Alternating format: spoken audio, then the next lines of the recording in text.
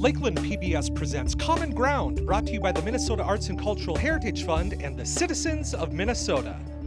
Production funding of Common Ground is made possible in part by First National Bank Bemidji, continuing their second century of service to the community. Member FDIC. Closed captioning is made possible by Bemidji Regional Airport, serving the region with daily flights to Minneapolis-St. Paul International Airport.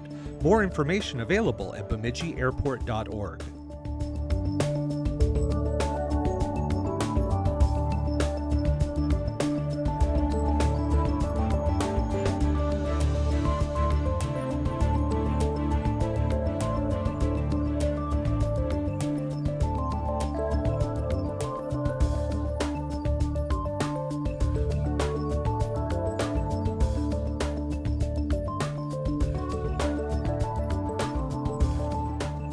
Welcome to Common Ground. I'm producer-director Scott Knudsen.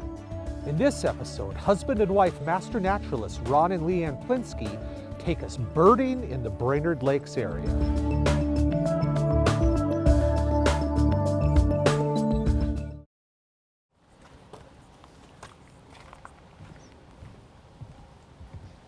Let's see what's on the river today. Be a good day for shorebirds with all this open shoreline. Hi, I'm Ron Plinske, and my wife and I are bird watchers. Hi, my name is LeAnn Plinske. I am a bird nerd. I'm a birder in the Brainerd Lakes area. Retired, moved up here in 2013 from the cities, and as birders down in the Twin Cities, we expanded our birding opportunities up here in the Brainerd Lakes area. Birding is an activity that is enjoyed by everyone, and it doesn't take a lot of equipment, doesn't take a lot of travel, something that you can do in your own backyard. A lot of ways to start, and we're hoping to be able to share some of that exploration and adventure with all of you. There's many different levels of birding.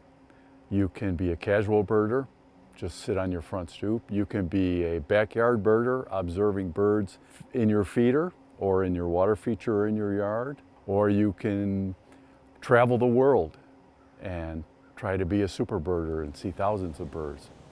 And back much closer is Brainerd's Rotary Park, purchased and developed by the Brainerd Rotarians. They've done a marvelous job with the development and the cleanup of the park. We are very fortunate here in the Brainerd Lakes area. I'm standing here on the shore of the mighty Mississippi. It doesn't look very mighty now because it's water level, but this is the Mississippi Flyway. It's one of 4 bird flyways in the United States. There's the Atlantic, the Central, the Mississippi, the Mountain, and the Pacific flyways. These flyways are used in the spring and the fall as a road map for the birds going back and forth from their breeding territories. You can't get any closer to the largest birding flyway than right here on the Mississippi River. This is a road map for migration, not just for birds that use the water, ducks and geese and swans, but for all birds. When they're migrating, they need a corridor to follow.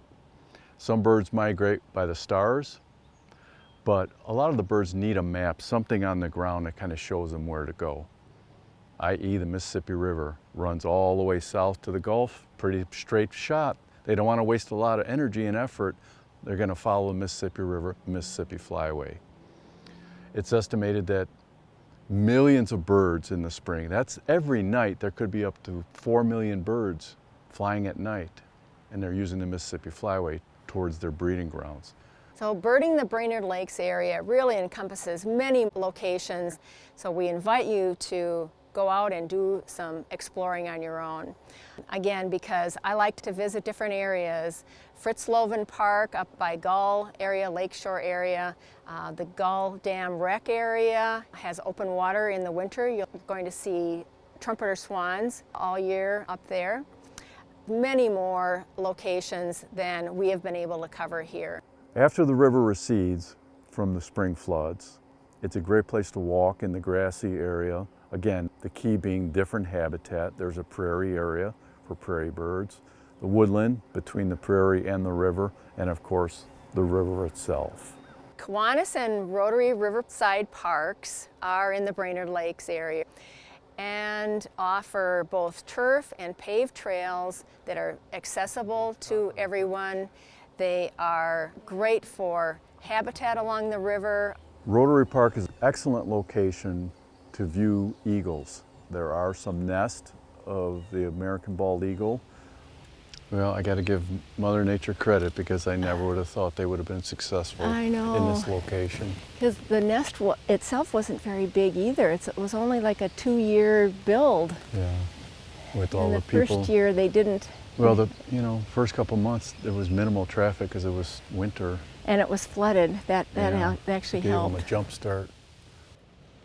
I use a basic point and shoot camera. It's easy to carry, it's economical to purchase, but what it gives you over, say, a cell phone camera is a viewfinder, first of all. And with birds, having any bit of zoom at all will get you closer to the birds. Birds will fly. You can't just walk up to one and say, okay, wait while I take your picture. They are wary, they fly. So I love the fact that this has a 1200 zoom, but yet it is also very easy to carry. And again, because my eyes are not good for detail, for distance, I like to actually be able to understand and identify what I've been seeing, and the photography really helps with that. The other basic tool that most bird watchers have is a pair of decent binoculars. The budget for that could be $200 to $300, but you'll find that your ability to see those birds up close and the detail of those birds is greatly enhanced when you spend a little bit more money on a decent pair of binoculars. Some people will try to get by and scrimp and buy the $30, and then they find, no, they're gonna buy the $100, and then 4 binoculars down, they're buying the $300 binoculars anyway. So save your money, buy a good pair right off the bat, don't do like I did. If I could share a little bit with you some of the resources that I use. I love using field guides, and I love using the app on my phone called iBird Pro. This happens to be one of the field guides that I enjoy, National Geographic, Birds of North America. You can also do regional guides, Eastern, Western. You can get Birds of Minnesota, which would be a little limiting. I do suggest a comprehensive guide. Another way to get started would be by using a book like this, Birding Essentials, also by National Geographic. This will give you information about parts of a bird, habitat, just a wide variety of topics to get you to be a better birder. And another resource we like is By County, and written by Kim Eckert, A Birder's Guide to Minnesota. So it has county maps, a little bit of description about each of the wildlife areas that you might be visiting. Wow, what a beautiful specimen. Juvenile bald eagle, freshest set of feathers. The feathers have just filled out, probably working on its flight muscles. It's going to be in the nest just flapping, building up muscles. And it looks so much bigger than the adults. The reason being, their first set of feathers are oversized. Consider them training feathers, like training wheels. Their first set of feathers is bigger, broader, enable them to get used to flying. There are some basic observation skills that you can use to help you identify birds. First is size. Is it small, medium, or large? Second would be coloration and pattern. Is it a male and brightly colored? Is it a female with the more dull browns or grays or olive tones? What is the behavior of the bird? Is it flitting, hopping, knocking on wood? Is it poking and shuffling in the grass? Next would be habitat. Is it a water bird? Is it a shore bird? Is it a woodland denizen? And you'll be able to get better identification skills just from the habitat that you're seeing the birds in. And also, what is the geographic range? Because it will be different if the bird is in breeding territory, if it is in migration, or if it is on wintering grounds. Oh, look.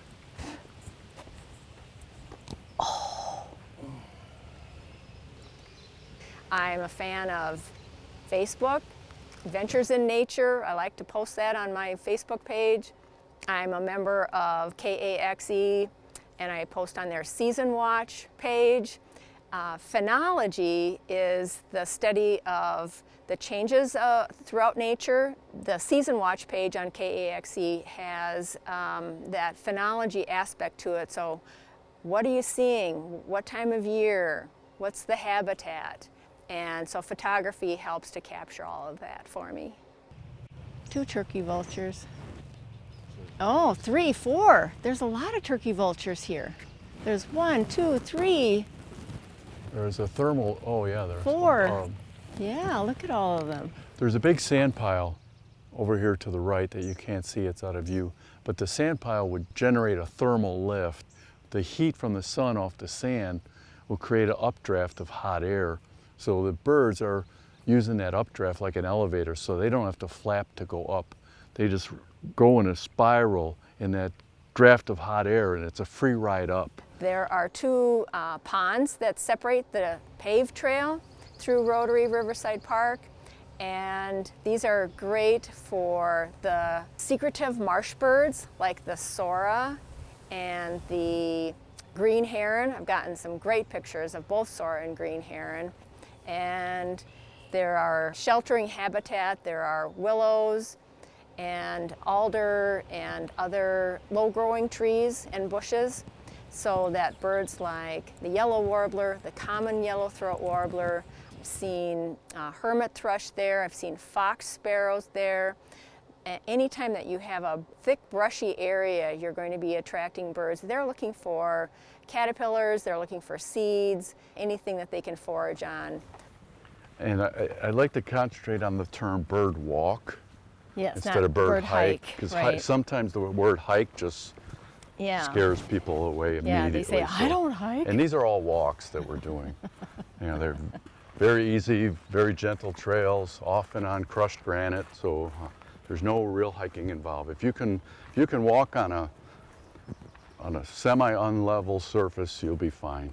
We moved here in 2013, and we joined organizations to meet like-minded people, and Northland Arboretum was one of the first places that we became members. Veery. Did you hear the veery? Yeah. Veer, veer, veer, veer, veer. Northland Arboretum is actually the sponsor for the Minnesota Master Naturalist chapter, the Brainerd Lakes Area chapter, and have held classes, the biome courses for the students, the Master Naturalist program students. The birding is wonderful because in the Monet Pond and Whiskey Creek area, you're going to see hooded mergansers, mallards, herons, both the great blue heron and the green heron. The Northland Arboretum has wetlands, ponds, creeks, prairies, oak savannas. All those different species will utilize those different habitats. And you learn what birds to expect when you're in each individual habitat. And even though it's 500 acres, it's fairly large, you can experience a fairly small part of the Arboretum and see the different habitats. And within a mile's walk, you can go through those various habitats, which in turn are going to bring in the different species that utilize those habitats. So in this shrubby area by Whiskey Creek, I'm hearing a red-eyed vireo, possibly an American redstart, which is a warbler, a yellow warbler, which sounds like sweet, sweet, little more sweet. And we've also heard common yellowthroat in through here. They love the shrubby, watery areas, and their call sounds like witchety, witchety, witchety. Any type of birding, we often will bird by ear, and we may look for the bird after we've identified it by its call. So we like to learn the calls, and when we hear the bird, if it's specifically interesting or a bird that's not very common to the area, then we can search it out with our binoculars and our cameras. Right now through here I can hear red-eyed vireo. The red-eyed vireo has a 2 and 3 note phrase. Look up in the tree, over here, where are you? Vireo. That's called a mnemonic, and that helps me to learn bird song and recognize who I'm seeing out there. Birding was an opportunity throughout Northland Arboretum because of the wonderful habitat they have. Woodlands, wetlands, prairie areas, and they have a birding checklist that you can use as a little guide and keep your own tally of birds that you might see. The Master Naturalist program is put on by the University of Minnesota Extension. It covers one of the 4 biomes in Minnesota. I took the Northwoods Great Lake biome because that's where I live. We're kind of right on the edge of that. And it dives into all of the nature within that biome, from the geology to the plants to the animals and everything that makes up the nature in that. It gives you a taste of all of those various things that make up the Northwoods Great Lake region. So from there, once you've taken that class, you can dive in fully into another area, and it's really interesting to see the different individuals and the different directions they take it. We are also part of the Brainerd Lakes Area Master Naturalist Club. We meet at the Northland Arboretum. Many of us have taken classes throughout the different programs or the different biomes, and we all bring something a little bit different to the group. So we really have some fun discussions, some great meetings with presentations on all aspects of the outdoors, whether it be flora, fauna, or just anything that the individual member or speaker is interested in. Yeah, so this is officially the Monet Pond. And we did a Master Naturalist work day here last year. We helped open up the pond area. We took out some invasive honeysuckle species, and since then we've had more growth of the jack-in-the-pulpit, the marsh marigolds, and now the American white water lilies are starting to bloom out there. We have northern blue flag iris on this side. So it's very pretty, very scenic area when you get nice reflections. This is where I saw the merganser family last week. So now we're out into the prairie of the Northland Arboretum, and we talk about habitats and the different species that use those habitats. So we're away from the pond, we're away from the water. We're probably not going to see the birds that we saw this morning near the pond. Now we're going to see the grassland species. One of them that's probably well known to people are the eastern bluebirds that so many people love. So we have a program out here. Judd Brink, the president of BNSHE, monitors these bluebird boxes. As a master naturalist, we feel compelled to help the environment and help the habitats that we visit. For us, we do bluebird nest box monitoring. So we build the nest boxes and we install them in the appropriate habitat. And then during the nesting season, which would be late May into July, we will monitor nest boxes on a weekly basis. As a citizen scientist, we can provide that data to organizations like Cornell University, and they will put that information into a database. It helps monitor the bluebird population or any of the birds that we're reporting. So we feel responsible to help organizations and to help the birds by providing that information that professionals cannot do alone. They rely so much on the volunteer aspects, and we fit into that as far as citizen scientists. The nest box is taking the place of a cavity in a tree. Along with development and people owning property, nobody wants a dead tree on their property. But the best thing you can do for birds is if you have a dead tree and it's safe to do so, leave it up, because that dead tree becomes a nesting cavity. It may become a nesting condominium for species of birds. So the nest boxes are taking the places of trees that have been removed, and it gives them a place to raise their young. Whereas the Northland Arboretum is pretty much an urban park, suburban park. There are hardscapes around it, there's a mall around it, there are roads around the Northland Arboretum, but it's also very accessible for walkers, local residents. It's a great community. Northland Arboretum provides a great location for all the folks of the Brainerd Lakes area, not just the naturalists and the bird watchers. We see families enjoying the trails in the winter for skiing, and there's great education along the trails, flora and fauna educators as you go. So it's just a great location in town for all of us to utilize. So broadwing hawk, or are they redwings? Maybe broadwings. Beautiful red tail, and it may be a fledgling. Oh. Maybe the fledgling's first flight for a red-tailed hawk young. Where'd they go? They're behind the trees. Oh, to be a hawk for one day. Birds in flight are so hard to photograph. It's always a great challenge for me. Looks like a bit of rain and some gully washers. The St. Mathias Heritage Walking Trail is 11 miles south of Brainerd in the town of St. Mathias in the St. Mathias Park system. We were introduced to the St. Mathias Heritage Walking Trail and Robert Morgan in 2018 as part of our Minnesota Master Naturalist class. We went on site, met with Robert, and he introduced us to a project he built in 2016, which is a little over a mile of crushed gravel surface through the forest, through the prairie, and onto the shores of the Nokasippi River. We fell in love with the park. Okay, looks like point of interest marker C. White pines on knolls and ridges. Look southwest, a bald eagle nest is about 65 feet up in a white pine.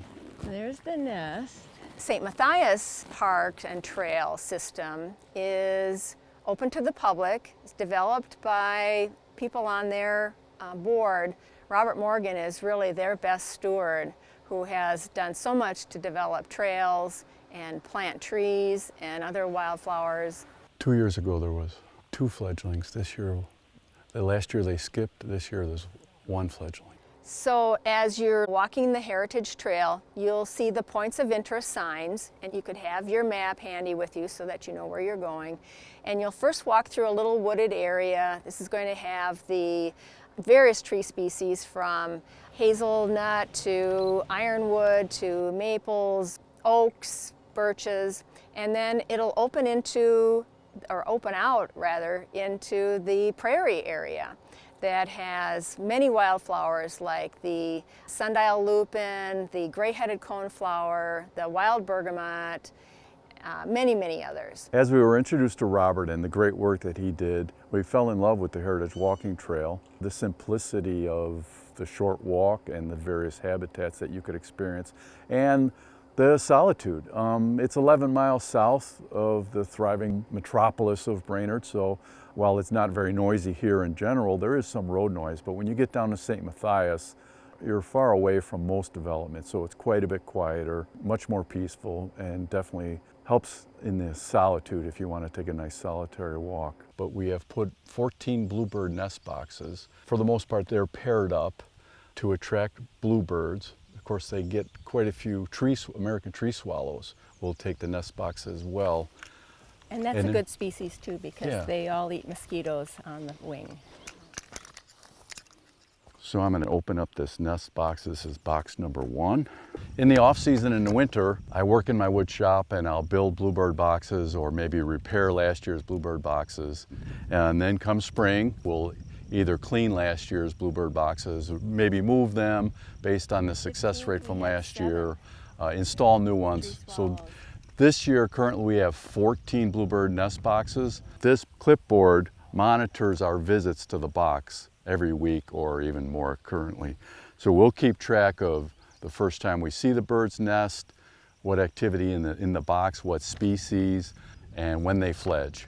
And then we'll clean out the box and prepare it because birds may come in and attempt a second brood. If there's a good forage base, they're successful, they'll have a second brood of chicks, and it happens pretty often. And with our bluebirds, they really had a tough winter 2 years ago down in Texas. There was an ice storm and really annihilated quite a big population of bluebirds. So these are the same birds that have been down south. They're making a comeback. Last year we only had 1 successful nest box, but they did fledge 4 birds twice. So there was 8 successful fledglings. 5 is bluebirds, and there were 5 young in there last time. And then from the prairie area, you can walk a little further to the overlook of the Nokasippi River. One of our favorite places to stop and really take it all in is right here at the Wildlife Observation Deck overlooking the Nokasippi River. If you come here once a week, you can see the changes in not only the bird activity, which we're here for, but just the activity in nature, the difference in the flowering plants, the difference in the water level from week to week, whether we're in a drought or quite a bit of rain yesterday, so the river's actually up a little higher than it has been. Lots of bird calls for the end of June. I hear common yellowthroat, Red-winged blackbird. nuthatch, Nuthatches are sweet, calling. sweet, little more sweet, yellow warbler. Yeah, the nutties are going burp, burp, burp, burp, burp, burp, burp, faster and faster. So people think midsummer is so quiet for birding, but here we are, it's almost July 1st, and we've got birds middle of the day. Middle of the day. Worst time to go birding. Middle of summer, worst time to go birding. There's no worse time to go birding. Exactly, that's my point. People ask, what's the best time to go birding? You go birding when you can. When you can. Sure, first light and last light is good, just like fishing, but go when you can, be attentive, and even if you're just birding by ear, just sit and listen. All the dragonflies down low on the water, Yeah. picking up all those gnats. Ron and I are not experts in this field. We don't have credentials behind us. We are enthusiasts, and we hope that we can show you that anyone can become a birder. You can become a better birder, but you can become any type of birder, whether it is from your own backyard, whether it is walking the local trails, or whether it is traveling to Costa Rica or New Zealand or Colombia, which has a lot of birds. And there are resources way beyond what we have been able to offer you here, but we're hoping that we have been able to relay what a fun sport this is. It can be as active or as adventurous as you would like. Oh, there I heard the clay-colored sparrow. Oh, yeah. Buzz, buzz. I always confuse it. Doesn't a grasshopper sparrow do similar? I don't know. Join us again on Common Ground. If you have an idea for Common Ground in north central Minnesota, email us at legacy@lptv.org or call 218-333-3014. To watch Common Ground online, visit lptv.org and click local shows.